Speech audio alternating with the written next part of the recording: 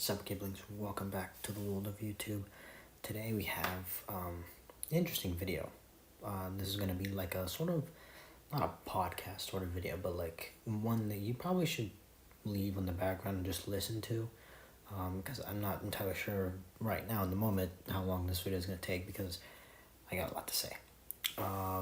So let's just get off. I beat The Witcher 3 the second time. This is really weird because I never really thought I'd go back to it. I mean, that sounds terrible, but I absolutely loved the game the first time I played it. But I just didn't think there was really any room or need for me to. I just kind of thought, okay, well, I experienced the story. I really enjoyed it, and then I watched the Netflix TV show, which has a whole other slew of things. But recently I got it on sale for my Nintendo Switch, but for clarity, I did play it on my Xbox One when I first played it, so I didn't play the terrible looking version. Just out of curiosity, especially because at the moment playing Switch games is something I can actually kind of prioritize every now and then and get a couple hours in every day instead of like with my streaming habits with playing games on my PlayStation, I can get maybe like 1 or 2 hours every so often. So it was probably the most ideal way for me to play at the moment. And I got it. I started booting it up, and I forgot just how addicting it is. I immediately started playing it and was just hooked from the get go. Yeah, there's something about it that just grabs you and pulls you in immediately, and you just don't want to stop until you finish the game. With that being said, I have finished the game. I put about 125 hours according to the Switch itself. I think if I go into the game and check my save file, I can actually check how long I've played it, but I already deleted it, so yeah, I can't check anymore. But we'll just go with about 125 hours or more. It can't be 130, obviously, because it will tell me if it's 130. But that's how long it took me to beat Witcher 3 again. And to be fair, this time around, I did do both DLCs. Now, for clarity, my first playthrough, I only did Hearts of Stone, and I started Blood and Wine, but I fell off and I didn't finish it.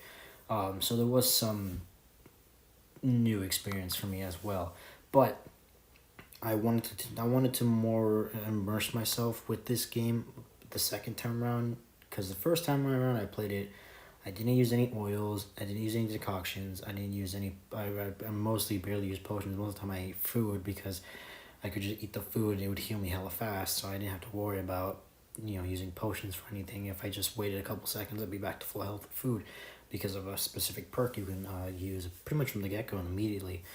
And so I did use that for a brief moment, but mostly for out of combat because it just didn't heal quickly in this version.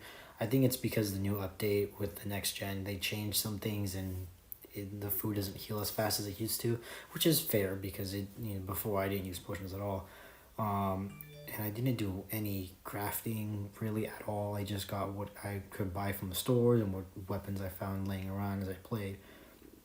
This time around, I really want to delve into it.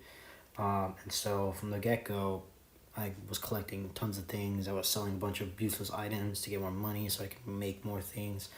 I made Witcher armor as soon as I could. I made as much as I could as I leveled up. Pretty much the moment I leveled up to unlock the next tier of a Witcher armor, I just crafted it immediately because I just went and got as many as I could, at least all of some of the diagrams as my level would permit me, because obviously there are some that are just too high level for me to go to at the moment and I die immediately. I got diagrams. I got them for Witcher swords, for Witcher armor. I got tons of Witcher armor and stuff. I made some that I didn't even need. I just made it because I wanted to. And then I used blueprints to finally make improved potions. I didn't think potions would get good, especially Swallow, because my first playthrough, Swallow barely healed because I never upgraded it. And then I got Enhanced Swallow, and I was like, okay, this is better. And I got another charge, and then I got Superior Swallow. I was like, oh, this is just the best. It gives me a giant chunk of my health back, and then it keeps healing afterwards. And then I had then I remember what it was called. I think it started with white and I think it ended with honey. That potion, I think it's a decoction actually. That just full heals you but gives you a ton of toxicity, and then I just got another potion that kills toxicity altogether. So I think it was called White Gold. White Gold, I think, is what heals you fully, and then there's another one that kills the toxin. So what I would do is I would heal immediately, then kill the toxicity, and then I could use like another, like a Thunderbolt, which I also had a superior version of, to just max out my damage and have lower toxicity immediately, which felt amazing because it felt like I was actually using the systems to help myself. Because I will admit, for some weird reason, playing on the Switch, the game is slightly harder than it was before. When I first played, I had no issues. I barely died ever. Here I died a couple of times. Maybe it's just because I haven't played in a while. Maybe it's the 30 FPS lock, but to be fair, the Xbox One version is also 30 FPS. Although, to be fair, Switch is not a really consistent 30 FPS. But there's something different. There was no latency. I don't think there was really any latency. Didn't have any latency issues. But it was definitely a bit harder this time around, which actually was more encouraging because I did a lot of side quests. In fact, I think in total, I only probably skipped about 10 side quests, maybe even less in the main game, and like 2 in Hearts of Stones, and like 5 in Blood and Wine. Like, I did a lot of side quests. I did a lot of contracts too because I figured those give more XP than side quests, especially when you get up to higher levels, and side quests give you no XP at that point. I did a lot.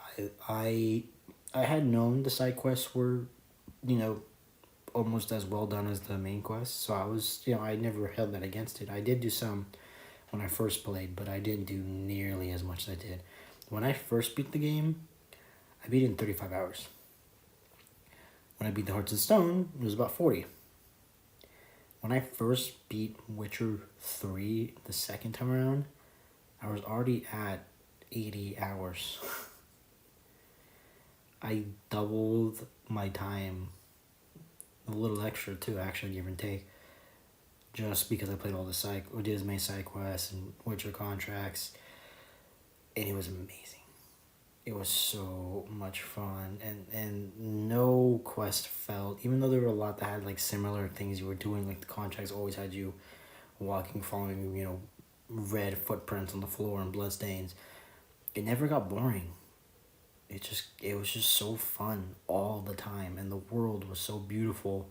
And I know you're probably hearing me being like, but you're playing on the Nintendo Switch, so like runs like crap, it looks like crap. But it really doesn't. You can really, they have actual visual settings you can change. You can turn on harder sharpening, you can turn off motion blur, you can turn off the blurring on the screen entirely, so it's just a pixelated, a little bit of a pixelated mess. But then if you add some sharpening to it, it feels like it gives everything a little bit of a grain and more detail. So when I played it, it looked great. I mean, it obviously there was areas where it could have improved, especially when you compare it to its other generation hardware counterparts. But I never once minded the graphics. Now the cutscenes, there was a couple. I'm not even gonna lie, there were more than what I can count on my fingers. That just went from like, okay, fine, steady cutscene to slideshow in an instant. I think that's an issue the Switch version actually has, not the frame rate and the performance. It's actually just the cutscenes performance. They die quickly sometimes. To be fair, a vast majority of the cutscenes are fine. They're all fine. Sometimes they look way better than I was expecting, especially when I consider how much I remember them from the Xbox One version. I was shocked how good they looked. But then there was just some that just ate it. I remember there was one, I think, during saving Dandelion, and then particularly one that I remembered was during the killing Radovid. Those two quests, there was one cutscene that just chugged, and I was like, is my Switch just gonna crash? It didn't, thankfully. Switch is actually pretty well optimized, I mean, considering how many updates they give it. But it didn't crash at all. I think the game only crashed twice on me, actually, though. And it was just because I'm pretty sure I overloaded it with spamming out of menus because I was trying to do stuff. But it was a great time doing all of those quests and actually growing, seeing more of Geralt's chats, his dialogue, and how funny he can be. occasionally, actually pretty often, really. I don't think people realize how comedic Geralt is sometimes in this game because it goes from like, dialogue occasionally funny, and then he just goes to like says nothing for something he definitely should be saying, and it's just like, dude, what are you doing? Or he'll just like do an emote, like you just go like, and like, and it just happens to be funny. It's Geralt is definitely one of the best things about this game, and I mean generally everything in this game is just phenomenal. It's great. Everything about it is amazing. Story is perfect. The characters are perfect. The world is perfect. The combat actually, you know, it's not terrible, but it's way better when you actually invest into things like oils, which you put on your swords. I didn't really use those at all. I made like maybe 3 when I first played. I didn't use them. But I used them this time, and they were really, really helpful, especially when I was fighting a boss that usually I was about 1 or 2 levels under, which, in the game-wise, that's fine, but every now and then you might get hit with something from them that's just a little more damaging than you want it to be. But, those really helped out, and then the potions as well, the Witcher armor, runes, because I didn't really use runes much at all. I actually saved them up and used them before I used to sell them because they gave me a ton of money. But I actually paid attention to them, made a lot of runes. I paid attention to sign intensity. I didn't even know how that worked before. I used that to make my Quinn stronger because that's really basically the sign you will only ever use unless it's required for a quest or a boss like Yrden sometimes.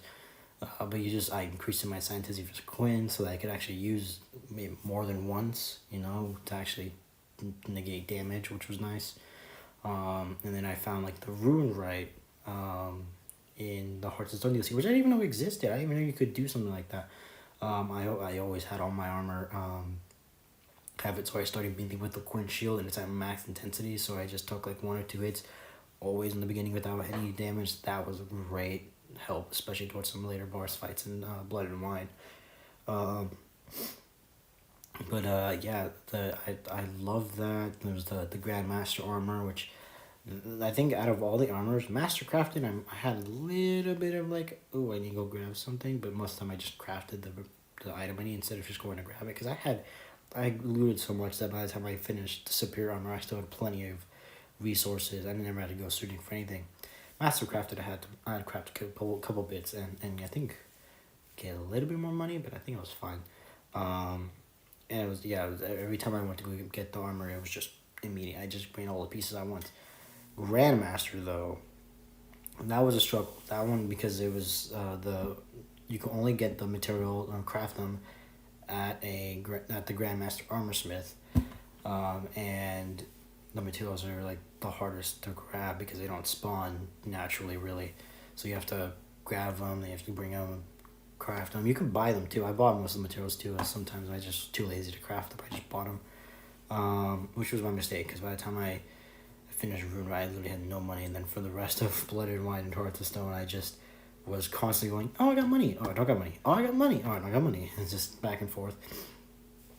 But you can do that with Rune Ride, and I had to, dude, I didn't care about Witcher armor unless it was the base version, but you couldn't upgrade the Warrior's leather jacket. You can't upgrade the base armor at all.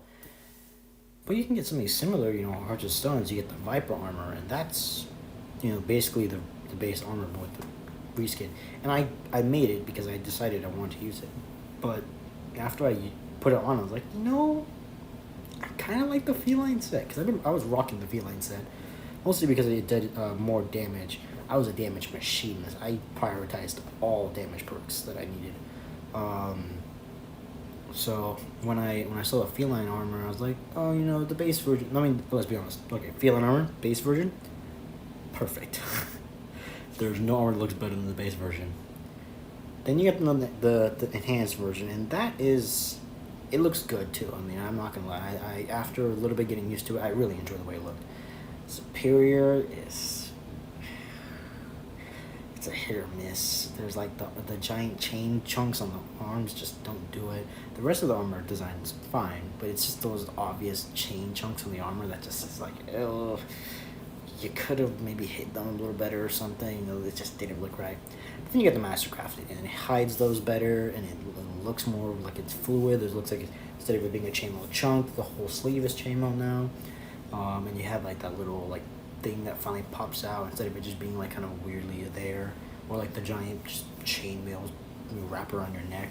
It looked way better. I was like, oh my god, this is perfect. And then you get the Grandmaster version, and to be fair, I can't mod the Switch version, so I couldn't have the hood down, but the hood down was so much better. And luckily, during the Hearts of Stone DLC, I bought the Assassin's glasses, which I've always seen people who wear them, thought they were funny as hell, until I put them on my girl, and then I never took them off. I was like, this is perfect. I love it. He looks stupid, sometimes he looks pretty cool, and it's just like really fun to me. But I loved it because when you put them on, it takes the hood off the Grandmaster feline armor, and I just did that because I love the Grandmaster feline armor, especially because once you get the Blood and Wine, you can dye it. So I had a pink top, purple trousers, and then gray pants, or gray gloves and gray boots. That was like my go-to setup. Just because I love the idea that you can dye your clothes now all of a sudden. Although I think it's only Witcher armor, if I remember correctly. I think only you can dye other crafted armors. I could be wrong about that because all I ever made was Witcher armor. I never made the others. And like, oh man, I when I first played, I went back after my first playthrough when I finished it just for the Netflix update, the next gen update, because they added the Netflix swords into the game, and I got them. And when I got them, I was like, oh, okay, this is cool. But then I forget you can't, you have to craft them first, and I didn't want to craft anything because I didn't understand how that worked at the time because I was an idiot. Let's be honest. So I was like kind of bummed. I was like, oh, well, it doesn't matter. And anyway, they were hella low level compared to me. I was like level 30, 35, 34 maybe, and they're like level like 16. I was like, I don't want to use this if it doesn't matter. Like my swords that I have are better right now, and I didn't do it. This time around, I got them around the time that I could make them, so I made them and used them for actually a majority of it because I actually got to a point where there were just so many swords that I kept getting that were lower level that I just kept using those, and then I got really attached to them. I love the way the steel sword looks with Renfri's brooch from the show. It's just perfect, and I don't think I can't recall ever seeing the silver sword in the actual show. I always just see him use the steel sword. So that could be an error on my part. I just thought it was an original design the entire time. I'm probably going to end up going back and rewatching the show after a specific thing I'm about to mention soon. But I swear I never saw a steel sword. But I love that the sheaths for the swords are realistic because, if you know a thing or two about swords, you probably know that when you pull a sword like this, usually it gets caught and you're stuck like this. You can't actually pull it out and go wee, like a normal sword. You actually have to go whoosh, and then get outstretch a little bit to get it out properly, because swords aren't designed like that, except for the sheaths that were made for the actual Netflix armor set or weapon set, because they don't have, or at least I don't think you can see the sheaths in the actual show, but in the game they made them so that the back ends are kind of overlapping on the sword, but then they stop in the middle. They kind of have a hollow point, which then towards the top of it, instead of it being like at the very top, just be like completely open, it kind of curves up and gives it a little bit of room. And then there's a little bit of a dead end where it just has nothing there. The sword still slides in because it allows for him to go up and then pop out. And that's how realistically a sword like that would actually work. Is you need to have at least, maybe not hollow in the middle. That's just kind of for cool and being able to see the blade at all times effect. And it's awesome. I love it the way he does it. But I think it's mostly for just the top. If you have that little sliver that just kind of chucks out, because that little tip of the blade gets so caught because the swords are so long, you can't pull it out. So when you do that, you have plenty of room to just, and now you can actually have a sword on your back and pull it out like everybody does in the movies and games, and look cool. It works. Do the same thing with the silver sword, except the silver sword, I think the back end is actually more wide, because I think the steel sword actually covers, or doesn't cover, but it accounts for Renfri's brooch popping out a little more than the hilt. So they have it a little more condensed, but in the silver sword, it's just way wider. And compared to other swords, because I realized a lot of the silver swords had extremely long pommels, or not pommels, My palm was actually, is that what it is? The little part you grab. I can't remember what the proper name for it is. They're very long ones. You see a girl hold them, and they're still like a giant chunk here that he's just not holding, which probably is helpful, but it doesn't make a lot of sense when he's already holding most of it. So in the Witcher swords, they're realistic. He doesn't have much extra room on the swords, where a lot of other swords there are just tons of extra room for seemingly no reason, but probably realistically there is a reason. I just don't know it. But I really really love those swords, and I have them displayed in my vineyard in my Corvo Bianco vineyard in Blood and Wine because it's just perfect. But it was back to the actual game itself. The story is something because I think personally Witcher 3 story is just unforgettable. You might forget the smaller details, of course, but you know the general story. It's just so well done, so well written, so well acted. Everything about it is so well done. You're never gonna forget it. But on the second playthrough, specifically the second playthrough, it was actually nice to kind of see it all over again because I remember it, but I don't remember the details all that often. So it was nice to actually come back, and especially when you get to the Kaer Morhen defense. When I first did that, I didn't get anybody to show up. It was just me, Yennefer, Triss, Eskel, Lambert, and Vesemir. That was it. I didn't have the other people come, but this time around I did all the side quests way beforehand and stuff. So by the time I got by, I just went up to Zoltan and say, "Hey, you want to join me?" He's like, "Sure, I'll be there." Just get me the cards, and I didn't get the cards yet, so I got them the cards. I'm terrible at Gwent, by the way. I didn't play Gwent the first time. Didn't play Gwent. I'm not playing Gwent the second time. I'm terrible at Gwent, so I don't play Gwent. Sorry, I'm not a completionist, and I'm not great at card games. Unfortunately, I don't have anything to say about Gwent. But I had Zoltan. I didn't get Dijkstra because I did kind of mess up on the side quest for him. So unfortunately, I didn't get everybody, but I still got most people. I got Roach, Vernon Roach specifically, not Roach the horse, even though technically he was there. And Vess. I got Hjalmar, right? Hjalmar, the brother to Circe, the son of Crack on Crate. I got him. I got the other, I can't remember his name because he was such a character that I didn't see much of. The other old dude from Skellige that you can get, who taught Ciri. I got him as well. And I think there's one, I can't remember the last one you can get. Well, besides Dijkstra, I think that actually might be... You don't get Dandelion, obviously, because Dandelion's a wimp. He's stupid. No, Dandelion can't do anything. Except he actually does do a bit in this, which is, progress for Dandelion.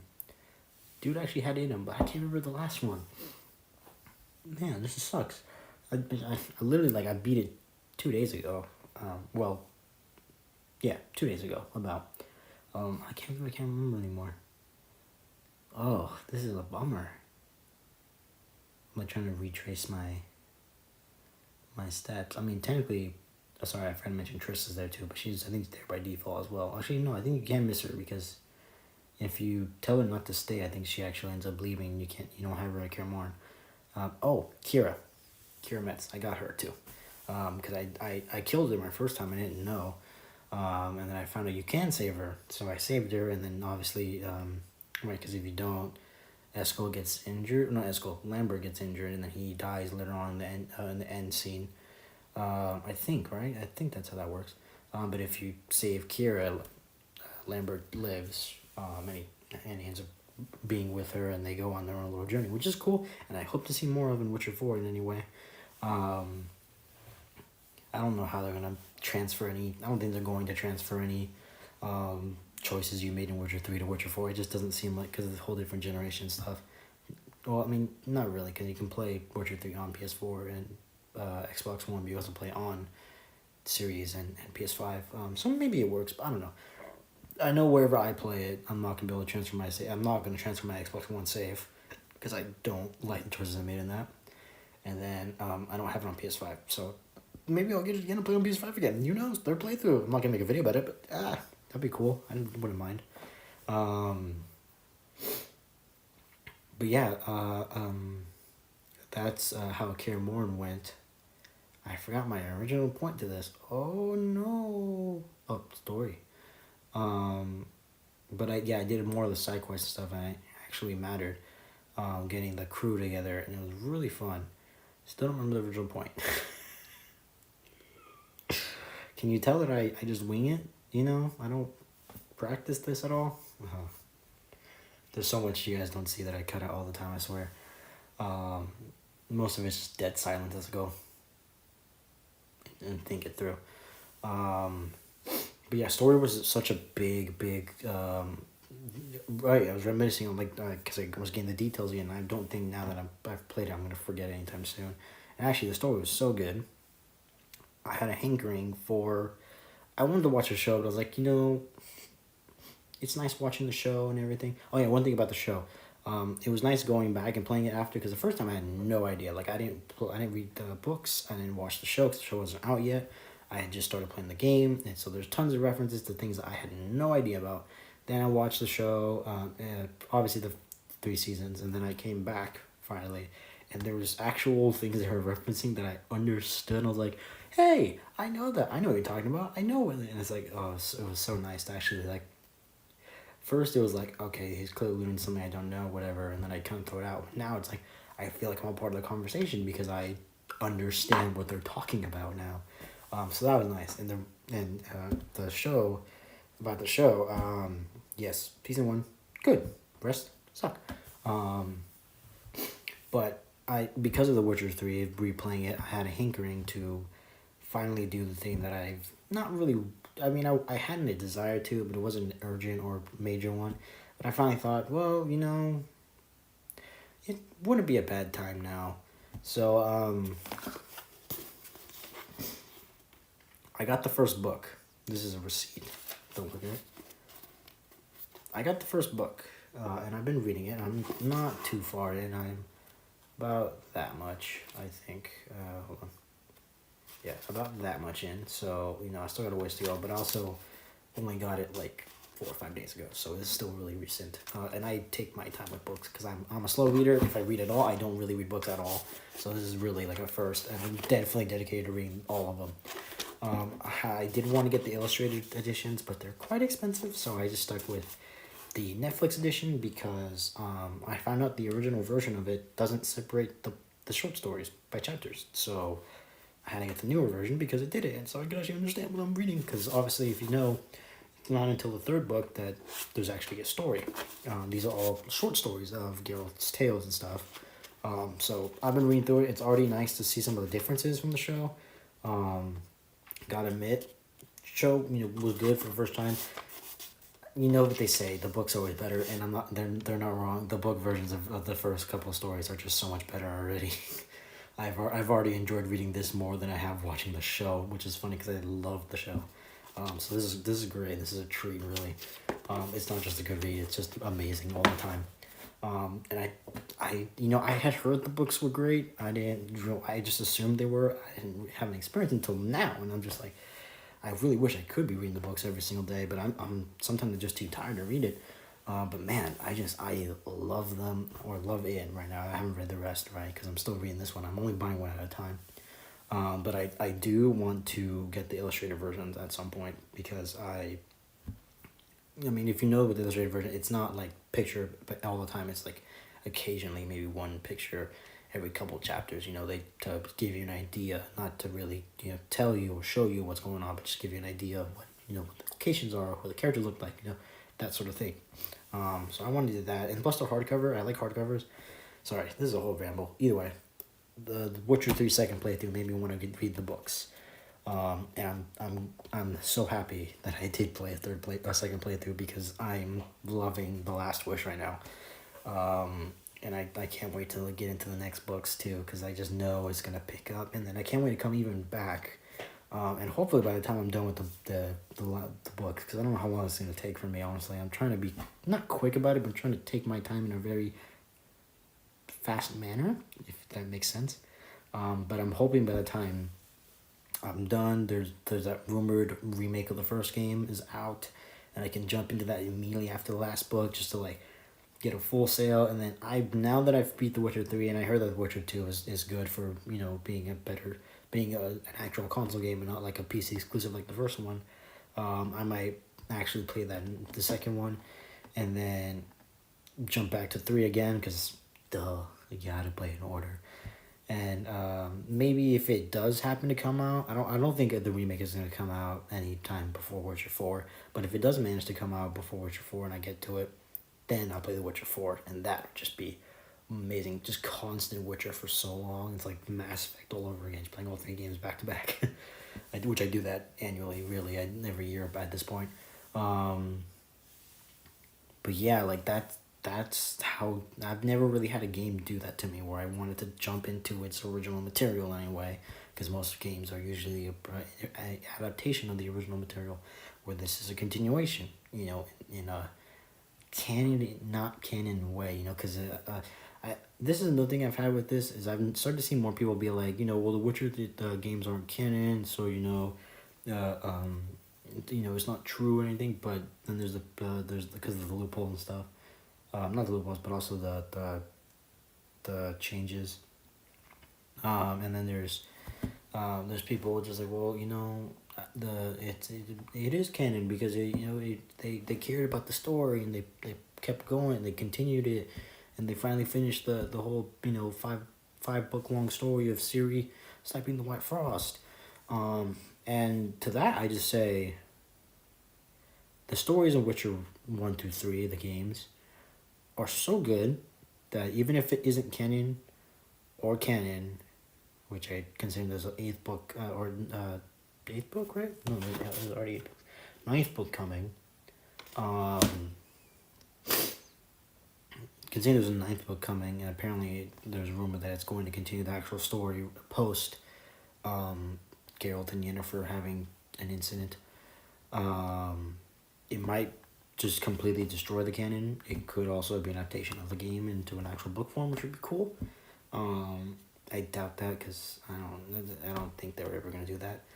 But regardless, I feel like these 3 games are such a good story and good faith translation of these characters, this world, everything about it, that you could really see it as like the books are all one concurrent timeline, and then you have a split that goes to the games, right? And then you have almost like not a split, but just continuation, where that split can go into the games, but if you continue, it just goes to the next book, because it's just so well done. Like, I actually wouldn't mind if they had if they took it like a separate timeline sort of thing, because it just works. I don't think they go like multiverse sort of thing, but just more like if you like the games, then this is the timeline for that. If you just want to read the books, there's the whole actual timeline, and then say that timeline's canon, but the other's not canon, but it's basically like a good canon, go around. I definitely think this is one of those situations where if it's not canon or canon, you're both right, because everything about this series is great, except for the show, right? The 2 seasons after the first one, not great. But like everything else about the series has just been phenomenal. So there's no way you could really go like, oh, it is canon and I'm right, and oh, it's not canon and I'm right. You're both right. You're both right, because it's just so good that there's really no wrong to say yes or no. It's just well done all around. That's my thoughts on that. But it's just, yeah, like, I really hope they do a remake of the first one, because I would like to get into it, because I don't have a computer. I can't play The Witcher 1 at all, actually. Like, you can play Witcher 2 on Xbox One, so that's not a hard thing. It's usually on sale too, so it's not a hard thing to do. But I really do hope they make a remake of Witcher 1 so I can actually fully enjoy that. I hope they change some things, because I know that Witcher 1 has a system where they don't really, it tells you where to go for quests, but you have to talk to people and get details, and there's a bunch of side quests where unless you talk to this one random NPC for some random reason, like at all, there's no real lead up to it. You just completely miss an entire side quest. like it's that I found when I heard that I was like, oh, that's a little. I get what they're going for, right? They're going for a full immersive. You have to talk to people. You have to get an info yourself, sort of thing. But there's a reason why they changed into what you're doing 3. It's because there's a lot of stuff people miss because you can't find everything like that because it takes so long to talk to people and stuff. So I hope they take the quest system from 2 and 3 and bring it to the original, so that it finally, not only is just a generally great game, but it sits up with the other 2 in the trilogy, so that it finally feels like one concurrent amazing proper trilogy. um because I feel like the 2 and 3 are like perfect. Nothing can be better than that. And the one's like, if you just had a little bit of tweaks, you'd be up there. But you're basically like right there. Like you're on the cusp of being up there. So I'm hoping that remake comes to fruition in some fashion, if it is true or not, and just pushes it that ever so slight shove to the next step where it just completely fits in with the rest of the 3. But yeah, like that's just, oh my god, I can talk about this all the time. And my second playthrough, finally, being a part of it, to the DLCs, to their credit, I had beat Hearts of Stone before, and I did Olgierd's, saving Olgierd ending. I did look it up the first time because I was nervous, and I did get the Viper Sword, but I did also look that up. This time around, when I did it, I kind of remembered the idea where to go, so I tried it. I got the Viper Sword, fine, and then I think when I got to get to find Gaunter O'Dim, I had like a couple.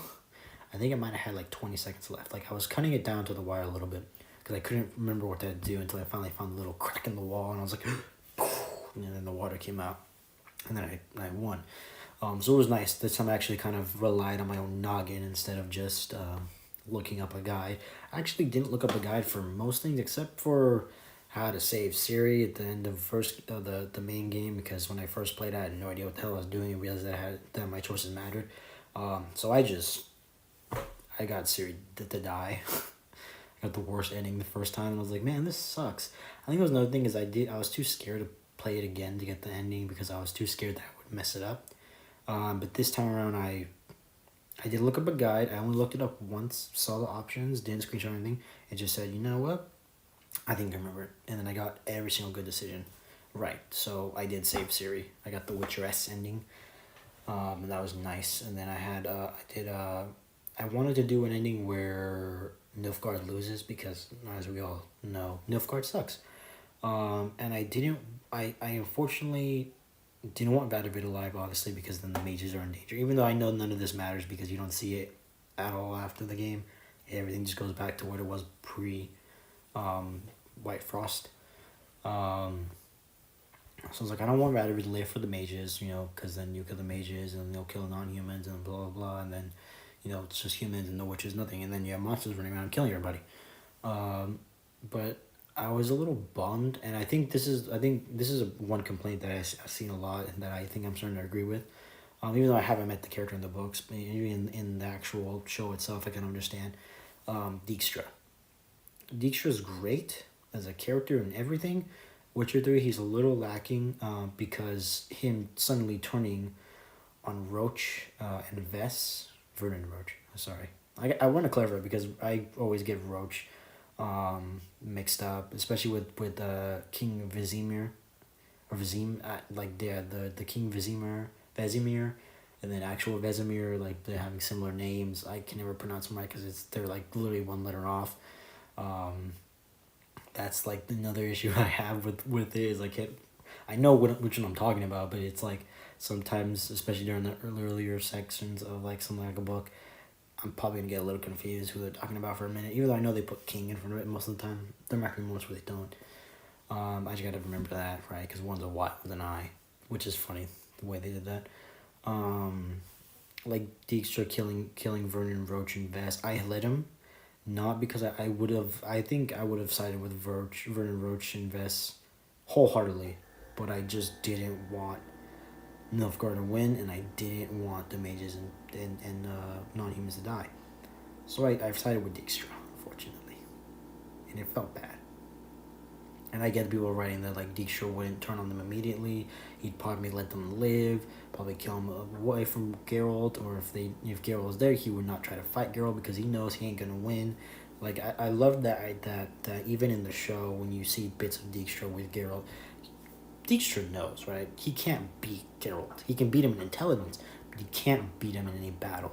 Dijkstra is not a combat capable, well, not combat capable, but he's not a combat professional like Geralt is. And let's be honest, especially what you can do in Witcher 3, Geralt is pretty much not just the best. He's like, there's no one ever gonna be better than Geralt when it comes to sword fighting at this point. So it was yeah, Dijkstra knows that he wouldn't just start attacking Geralt if he sided with Werner Roach. It just makes no sense. He'd probably let them live and then probably assassinate them later. That, and he would probably actually find a way to appease Werner Roach and Vess so they don't do anything and still have free Temeria. I feel like that would actually be how Dijkstra would do it, because Vernon Roach and Vess aren't really in his way at that point in the quest, even towards the end. Like, it just kind of almost feels like a needless death, and I hope that if they do anything about it, I hope that it becomes a retcon. I hope that they manage to live somehow and escape, because you don't see them die, right? You hear the fight, but you don't see them die. So they could very well just, Witcher 4 retcon that they died and have them somehow miraculously live and Dijkstra still rules. I feel like that'd be the best option for that. But I didn't even do that quest in my first playthrough. It was just insane. So I hope that's a change they make, which would hopefully a change they make in Witcher 4. I'm starting to forget the main point again. Be like, I didn't do that in my first playthrough. I didn't do most of the side stuff. In fact, I didn't play my first play. I don't think I did a single Witcher contract. Actually, I might have done like one or two in the beginning. I didn't do anything like that. I didn't do it in treasure hunts either. I just neglected my first playthrough, unfortunately, and it was so much better as second time going around and doing everything and starting to understand everybody better, right? Because I did understand some things before, but I didn't understand everything. But with all the references and the show, it became a lot easier to remember and understand things coming back to it, and doing it and just kind of going to all the quests, getting all the items, understanding characters, motivations, and unfortunately Dijkstra. So that's definitely, I think, probably the lowest point of The Witcher 3 is just that one quest. Most of it's great. I was on the DLC, right? I forgot. So I went and did Hearts of Stone, and I saved Olgierd. And I saved the random guy in the beginning too. I gets head chopped off. I beat Olgierd. First time I beat Olgierd, it took me like 10 minutes because I was screwing up everything and I didn't do any pushes or anything. Once I fought Olgierd the second time, because I was actually, but every main story I was like 2, 3, 4, 5 levels way over. By the time I got to Heart and Stone, I was 10 levels over what I needed to be for the quest. So I wiped the floor with Olgierd this time, and it felt so nice to actually do something that I struggled and almost hated doing, coming back and just bam, like didn't even really need to try, and I did it. I was like, yes. And for clarification, I know there's gonna be some people who be like, oh, you totally played on Death March because you did all the systems. No, I played on normal again. I played normal the first time. I actually just dedicated myself to investing in the systems because I felt like it was a huge part of the game that I missed out on. And I took the time and the effort to do all these other systems so I could benefit from it. And I think even then, on normal and hard, easy, definitely not. I feel like the systems are warranted still. They actually add a benefit. They make things go way quicker too. I think that's one of the things that makes it more beneficial is that they make fights and stuff quicker because you do more damage and stuff. I find them beneficial to me. But I'm also an outlier, right? Because there's going to be a lot of people, probably still are a lot of people, who are going to play on normal and not mess with these systems because you don't really need to get by normal fine. But I did. I chose to. So hopefully I earned your respect with that because I did, in fact, use decoction and stuff. You can't you can take my word for it. That's not gonna be the best I can give you, because with my game reviews and stuff, I don't show gameplay most of the time because it's just hard to get gameplay on a console, and I don't have a computer for editing properly. If I had a computer, trust me, there'd be gameplay and everything. I'd be showing you proof wholeheartedly, but I just don't have a computer for that sort of thing. So hopefully you take my word. But I did invest in systems. I did beat Olgierd way easier. I did Runeright, which I didn't even know existed the first time. I didn't know you could enhance your swords and your armor. I didn't enhance any of my swords because, honestly, once I got Iris, I didn't really care too much about enhancing my swords because I didn't understand how Iris worked the first time I played it. I didn't know that when you did light attacks, your sword would glow, and then your next strong attack would just do tons of extra damage. I didn't understand that, so I kept looking up, how do you run Iris? Because there's a special benefit. And then this time I just kind of actually read the description, and I was like, oh, if I just do a couple light attacks, my sword glows, and then if I hit it, I just hit somebody with extra damage. I was like, okay. And then that point, that sword was my dedicated sword. And that was super easy. I love that sword too. I love that because the one thing I definitely think I lacked in the base game was that there was no really unique sword. They all just were like better swords, right? There's nothing huge. They had they had more rune slots, so you can upgrade them with different things and make them slightly different and different colored. But you that's really it. You can't really get a sword in the base game that actually has like a unique property to it, or unique concept, or usage, where Iris is like, oh, you do enough light damage attacks, you can get a improved strong attack when you hit somebody, and it does extra bonus damage. And especially if you're fighting low level enemies, you're just gonna dismember them every single time when you get to that point. I think that was cool. And then you had well, hold on, let me wait before I get to the next part, because I'm backtracking on myself right now. You have the Heart of Stone DLC. Honestly, if I'm giving this ratings, base game 10 out of 10. Heart of Stone DLC, 10 out of 10. They're just great. I actually, for a brief moment, when I started Blood and Wine, I was like, man, Blood and Wine's good, but I was liking Hearts of Stone more until I got to the end. And I definitely understand why people say Blood and Wine is one of the best DLCs ever made. But coming back to Hearts of Stone, because I did beat Hearts of Stone when I first played. It was kind of interesting because I remember Hearts of Stone being shorter, which sounds weird. Because I swear I did it in like 5 hours. It took me like 15, I think, to do Hearts of Stone. But I did do a lot of the side quests too for Hearts of Stone. I did do some of the side quests too. None of them were like as great as the Witcher 3 side quests, but none of them were terrible in any manner. There was none that I would consider even remotely bad. They were all good still. But I did do that. I did do a lot of the stuff. So I was like, man, I was starting to do Hearts of Stone. Like, it took me like about 2 or 3 days. I'm like, I swear I beat this all in one day. Like, it just felt much more longer. And then obviously when I first played it, I believe I was like 16, 17. I haven't played Witcher 3 in like 4 or 5 years now. It's been a long time. I was quite young when I first played Witcher 3. Not even like quite young, just like I was still in my teenage years essentially. So there was a lot of things about Witcher 3 that didn't necessarily go over my head, but I didn't think too much about it. I think that landed well now because I'm much older now when I first played it, and I've been through even more experiences than I have when I first played it. So playing it now, I really, really thought and felt the consequences of my actions in this, and it really helped make the morally gray world of this thing. Also, just Jelly World is bad too. Let's be honest, this world sucks. Like, there's no happiness in the Witcher 3, or Witcher world almost ever. It's just horrible all the time. There's like brief moments of happiness.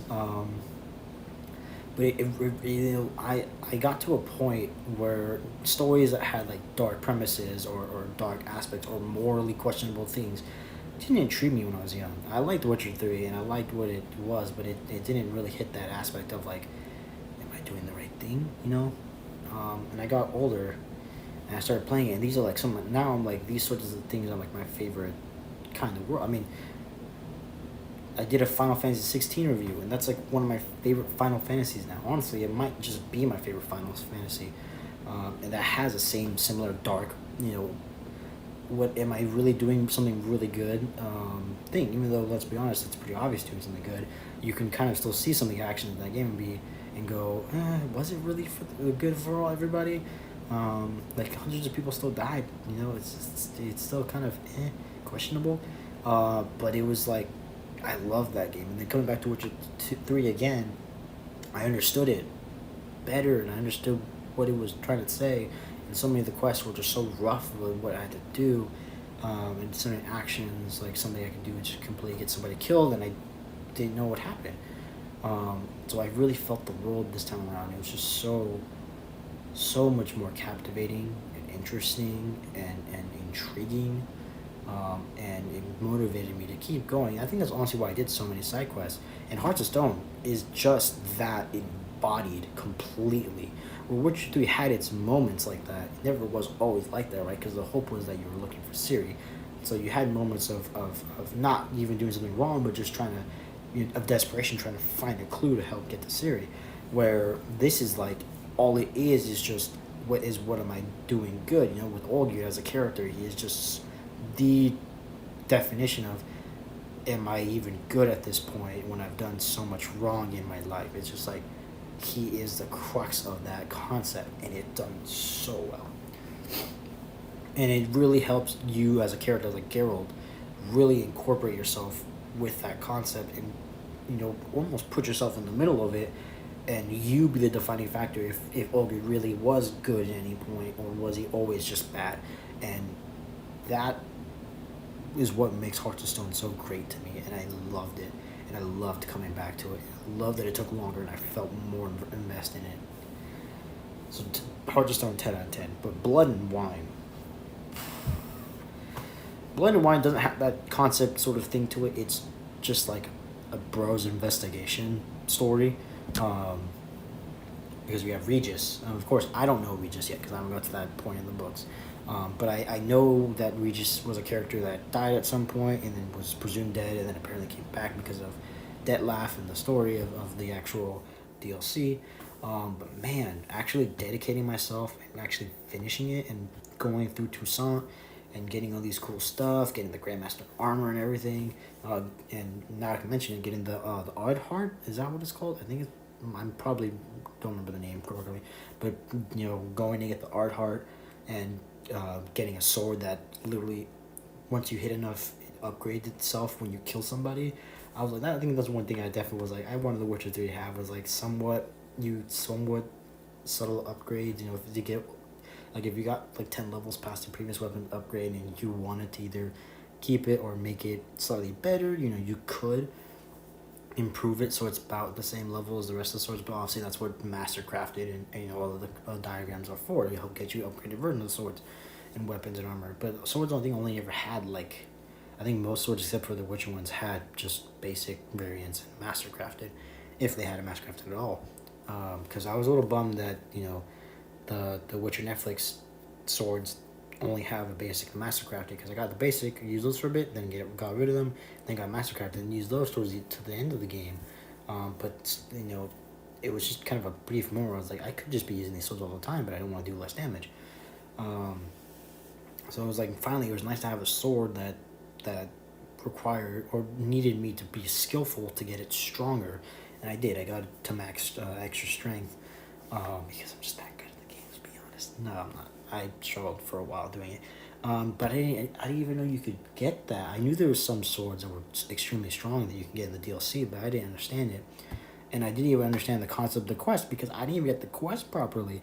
By the time I went to do the quest, they just gave me the sword for fighting this dude, and I didn't know. And apparently I have all the virtues of what makes the sword accessible to me. I was like, okay, thanks for the sword. I'm probably going to Google at some point later on after this video what I need to do to actually unlock that sword, because I didn't know. I just went and got it. I thought it was just a normal side quest, and until I found it, and the Lady of the Lake gave it to me, I was like, okay, cool. And then I love the sword.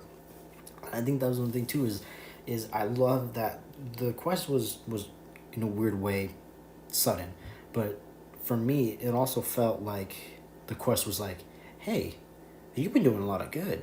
You're a very great person in this front right now. You deserve this sword for doing the right great things. Which I mean, let's be honest. If Gil can, he probably does most of the time. I think he does, and like every time actually. Um, so it just makes sense for Gil to have it, and because I generally in my games favor being great, good people. Um, I got the sword immediately. Didn't really have to do anything. And then the fight with the guy would literally one hit him. Um, whoopsies, too over leveled. By the time I finished the DLC, I was like, I think 2 levels away from max level 2 actually. So what they do? But I got the sword in the middle of the DLC. But just going through the back to the main DLC itself, because I will say I did upgrade Corvo Bianco to its max. I put tons of stuff and I get all the trophies and everything. I'm not a completionist in this for some of these games because they're just excessive. If you watched my streams, you might know I might be coming back to Platinum Stellar Blade because it's not excessive that much. It's just play the game again and get the other endings. I'm like, okay, that seems easy. And then considering that you can just go back and do the boss fight again, get the second ending, I was like, all right, perfect. I'm just going to do the other endings, get all the outfits, and then I'm done with Stellar Blade. I platinumed it. I mean, my first platinum, actually. So I do plan on doing that at some point. If you want to stick around on my Discord down below, you can find a link to my Twitch. Or you can just find, I think there's already a link down to my Twitch. And you can just go there, follow me. I'll be doing it at some point in the future.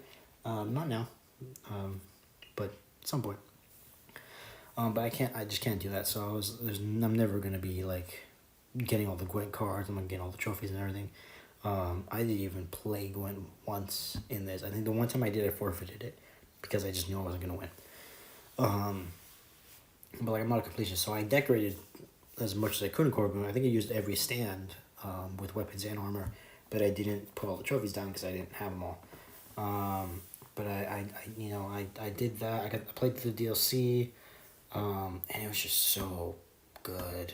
Once I got to like the end of the beginning, as I call it, and you start, finding going to find Dettlaff and stuff, and it was just like. I didn't realize just how, because I quit. I quit Bloodborne my first time. I got to my first encounter with Regis and I quit. I never got past fighting Dettlaff the first time. So it was nice coming back and kind of seeing everything that I remember, and then everything after that was new. And there was so much content after that. There was so much to do. I was like, man, I missed out on so much. And it's funny too, because I got to a town in Tucson. When I got there, it was like a weird like town split in the middle by a river, but there's a bridge that gets to the other side of the river. And I don't know what it was about that town, but I got there, I was like, this is the nicest place I have ever seen in this game, and this game is already beautiful as hell. Well, not beautiful as hell, because Helen's beautiful, but you know what I mean. Beautiful. Really beautiful. And I was just like, wow. And I was like, I could be here for hours, and I would not care. And the music is already great. The music in Witcher 3 is already amazing. Let's just be clear, music every DLC main game side story 10 out of 10. Get that out of the way. But I got to that point, I was just like, wow, I could be here for hours. But of course I was dedicated to finish the story, so I didn't. I left, but I had that. I was like, man, there's nothing. That was one of those moments where I realized, I was like, oh yeah, it's gonna be really hard to find a DLC that ever tops this DLC in any game. I feel like CD Projekt can do it because they did Phantom Liberty, and as far as I've heard, it's just as good as Heart and Stone and Blood and Wine. So it's possible. I haven't got to that point in Cyberpunk. I actually played Cyberpunk for a long time. I haven't even finished it my first time. But yeah, it's just like, wow. I might even restart for Cyberpunk, to be honest. I don't remember anything. Sorry, that's like a whole different thing. I was just like, wow, this is amazing. And then you get to the more of the stuff with Sienna suddenly revealing that she's the assassin. And I love that the way to get the worst ending is just to not listen to Regis. You just gotta take your best friend's advice. Best friend, right? Let's be honest, Dandelion, best friend. But you just gotta listen to Regis, and that's how you get the good ending. I didn't really know too much. I just decided to go on the flow. I did Google how to save Sienna, but after that, I just went completely on my own. So I will save Sienna, right? Because you can still get her killed. Sorry, whole different thing. But I did that. I got to the Land of a Thousand Fables. I got the ribbon. And then I saved Sienna. And I was just like, wow, I thought this game already looked great. And then you get to the Land of a Thousand Fables, and you're like, oh, now not only do they use that bright, vibrant color palette for the world, but they use it for this whole other area. And it's a fairy tale area, and it just makes so much sense. And it's beautiful. And then you get to, like, the tower and see where Rapunzel did to herself. I'm like, oh, okay. It's The Witcher. Get it. Nice. Then I saved Sienna. I did say I got the best ending. I mean, everybody except Detlef lived. I would say that's probably the best ending to me. But that's also the good thing too is unlike the moral ambiguity of Hearts and Stone of your definition of who what makes Olgierd good and bad, if he is good and bad, or that kind of signifies not just Olgierd but yourself in some fashion. I think. With Blood and Wine, it's not really of a moral decision, but I lost my point. No, I had it. It was so good in my head. I was on a roll. Oh, what have I done? What have I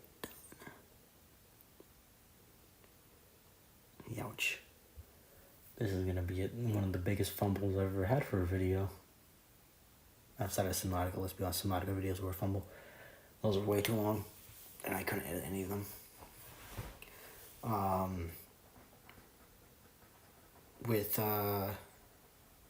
With Blood and Wine, the central wasn't the morality of Hearts and Stone, but it was more of the really the choice of life in that story, because there's so many characters that can die, there's so many characters that do die, and it's really up to Geralt to save everybody if he can, right? You can save Detlef technically, but if you do, someone else is gonna die, mostly likely Sienna. So I think unless you let Sienna die, Detlef always dies, right? That was some, I don't know what the heck that was. So it's just like, I can't even remember my original point, to be honest. I fumbled that so hard. I was on a roll. I was about to compass all of Blood and Wine to one thing, and then I can't remember. Damn. I'm not gonna cut any of this because it's going great. Right, I'm going great. I don't have to cut any of this, but wow, I fumbled really bad there. But anyway, Blood and Wine was such a great, I guess it really is a buddy cop story, to be technically true. It really is one of the best buddy cop stories I've ever had. It had nothing to do with police, but you were buddies. You were buddies. Although for a brief moment, Regis isn't doing much. But that's explained because he's going with Detlef and stuff. So it actually makes sense. That's another thing I will say about side quests in The Witcher 3 in general, all of them. A lot of the time you're doing something that, whatever character you're talking to could be doing too. But, they always kind of find a way to explain, oh, well, they're doing something else, or they're preparing for something. They're helping you while you're helping them, sort of thing. So it actually feels like every side quest doesn't feel like they're just making you do it because they want you to do it. I think that was a good thing about some of the side quests in Witcher 3. None of them ever felt like I was like, oh, I have to do this because you're just lazy. Like, no, it always felt like I had to do it for a reason, right? Especially with Witcher contracts, of course, these guys aren't going to do it. They're going to die. They're basic humans. I'm built to kill these things. It makes sense, right? It was just, I love that about all of it. It's just every side quest felt like, oh, right, they're doing something, I'm doing something. It makes sense. Everybody's working in tandem. Nothing feels like I'm the only person doing the effort, which I loved about the whole game. But Blood and Wine, oh man. I started getting towards the end of it, and everything started kind of finally coming together after such being like a slow burn. I think that's what Blood and Wine is too. It's a very slow burn from the beginning to the middle, and then it ramps up a bit, and you start getting there, and then you get to the end, it's just like, fireworks all around. Um, Man, towards the end, I was just like, it had that same bombastic feeling that the Witcher 3 main ending had, except you didn't have the giant stakes of the Witcher 3's ending, right? You didn't have the White Frost killing everybody. You had Deadlaugh invading all of Toussaint, or sorry, Beauclair, not all of Toussaint, but Beauclair. And you had lives on this line. Like I said, a lot of what you do in this is choosing who lives and who dies. But not in the sense of playing God, right? Because your actions indirectly lead to someone living or dying. You're not necessarily choosing they have to live or die. Well, as a player, you are, but you know what I mean. As a character, you're not. And it was such a great thing. I had both Sienna and Anna Henrietta lived. They both lived. Detlef died. Geralt lived. We just lived. Everybody lives. And it feels like a story of happy ending, but it also, especially because I romanced Triss in my playthrough. It definitely felt like, oh well, because Triss is in Kovir. Geralt's gonna have to go back to Kovir at some point. And I know that Blood and Wine actually takes place after the main game, which is nice. That I like the DLC actually takes place after main game and not just like Hearts and Stone or like any other old DLCs from games I've seen where it just kind of left like, oh, maybe it does, maybe it doesn't, maybe it takes place during the main game. It just it comes out after the main game comes out. I love that they actually went with that with the Blood and Wine, like, oh, this is after the main game. And I love that they did that. It was really, really nice because they really focused on that idea of like, oh, Geralt's, he's pretty much done everything he can at this point, right? He's killed monsters, he's saved the world, he's saved kings, he's killed kings, not indirectly, okay. He's done so much, and it's like, he's getting there in age, but he's not really there yet, really, let's be realistic, he's not actually old, but it's just like, okay, time to hang up your swords, buddy. And you're going out in a good way, right? You're doing your big last hoorah quest, and then you have your person you want to sit down with. You just go with the flow. Unless you got the bad ending, then nobody really shows up. Unless that's also if you don't romance anybody. If you don't, well, actually, not true. Sorry, rambling. If you don't romance anybody, and Ciri doesn't live, then Dandelion shows up. I think that's funny. But if you don't romance anybody and Ciri lives, then Ciri shows up. If you romance somebody, then the romance shows up. I thought that was cool. I would have preferred to have Ciri show up because it just feels more to me, because I've watched the cutscene of her. It feels definitely a lot more full circle, especially with the main game, because I feel like that's what that's supposed to be, like a full circle, both DLC and main game. It felt more full circle with Ciri, so I wish if you saved Ciri, you could have your love interest show up and then have Ciri show up, similar to like maybe you can have Dandelion show up after too. I thought it'd be cool if you could like go to Corvo Bianco after you've met whoever you get in the beginning, and then just send like an invite to somebody, like mail an invite, and then you skip a day or two or whatever, and then they show up and you can talk to them just as much as you talk to your love romance in the end of the main game. Also, I love that when you finish the main DLC last quest, it's just Geralt says, you know what, I think I'll go home. And then you go to Corvo Bianco, and then that's where you can run into your... I thought that was so nice. I was like, okay, yeah, he's tired. He wants to rest. I'm like, that was so nice. But after finally beating Blood and Wine for the first time, yep, 10 out of 10, all around. This entire game is a 10 out of 10. Everything about it is 10 out of 10. If you're playing The Witcher 3 and you don't buy the complete edition, what is wrong with you?